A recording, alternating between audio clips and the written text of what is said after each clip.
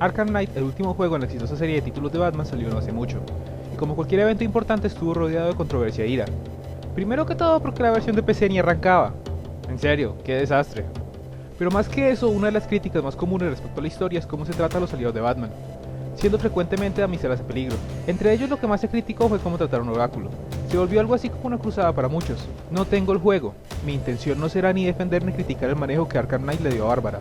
Más bien, detengámonos a ver quién es exactamente Oráculo, qué tipo de personaje es y por qué tanta gente está comprometida con ella.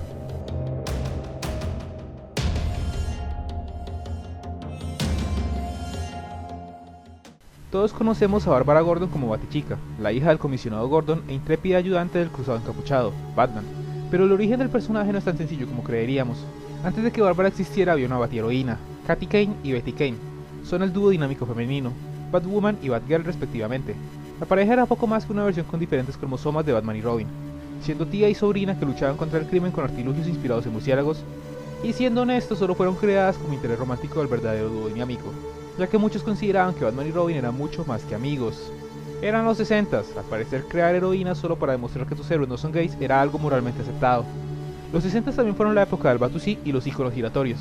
La serie de Batman llevaba 2 temporadas y los productores querían renovar la popularidad del show, así que coordinaron con DC para crear un nuevo personaje que debutara simultáneamente en el show y en las historietas. Para finales del 67 Batichica había sido reinventada. Interpretada por Yvonne Craig, el nombre de la famosa murciélago ahora era Bárbara Gordon, la hija del famoso comisionado Gordon, uno de los más grandes aliados del alter ego de Bruce Wayne. El personaje apareció en todos los episodios de la tercera temporada, y sería uno de los aspectos más recordados del show clásico. En las historietas su debut por manos de Garner Fox y Carmine Infantino siguió la misma nota. Así Bárbara Gordon se convirtió en el nombre que siempre sería asociado con el título de Batgirl. Aunque este es el arquetipo que siguieron la mayoría de versiones del personaje en la cultura popular, las historietas de hecho no lo siguieron al pie de la letra. Por gran tiempo Bárbara no fue la hija biológica de Gordon, sino su sobrina, que fue adoptada tras la muerte de sus padres. Esto eventualmente resultó en que conociéramos al verdadero hijo de Gordon, James Gordon Jr., un sociópata y asesino serial incapaz de sentir el más mínimo nivel de empatía. Pobre comisionado. El segundo gran giro del personaje se presentó en The Killing Joke, la broma mortal de Alan Moore, donde el Joker, como parte de su plan para volver loco al comisionado Gordon, dispara y deja paralítica a Bárbara. La historia se volvió un clásico instantáneo, pero muchos la catalogaron de misógina y al día de hoy se considera un ejemplo clásico del fenómeno de mujeres en refrigeradores, término que se refiere a la violencia contra personajes femeninos como medio para contar historias sobre personajes masculinos. Entre el grupo de gente que no estaba de acuerdo con esta circunstancia se encontraba la pareja de escritores Kim Yale y John Ostrander. El matrimonio decidió retomar al personaje, enfocándose en lo que la hacía diferente del resto de la Batifamilia. Bárbara era una atleta excepcional, sí, pero lo que la hacía resaltar era su inteligencia, su increíble manejo de la tecnología, sus habilidades de detective y memoria fotográfica la hacían de lejos una de las mentes más brillantes en Gótica, tal vez más que el mismo Caballero Oscuro. Así Bárbara Gordon renació como Oráculo, aprovechando su multitud de talentos. La nueva heroína actúa como un control de misión para la multitud de héroes de Gótica, e incluso asistió al Escuadrón Suicida, y se volvió uno de los miembros más icónicos de las Aves de Caza. Oráculo es indudablemente la superheroína discapacitada más importante de DC, siendo un elemento vital de la maquinaria anticrimen de Ciudad Gótica, y un excelente ejemplo de cómo afrontar las adversidades y seguir siendo una persona perfectamente independiente. Batichica ya no existía, pero Oráculo era su propia persona, y era más que capaz de cuidarse a sí misma.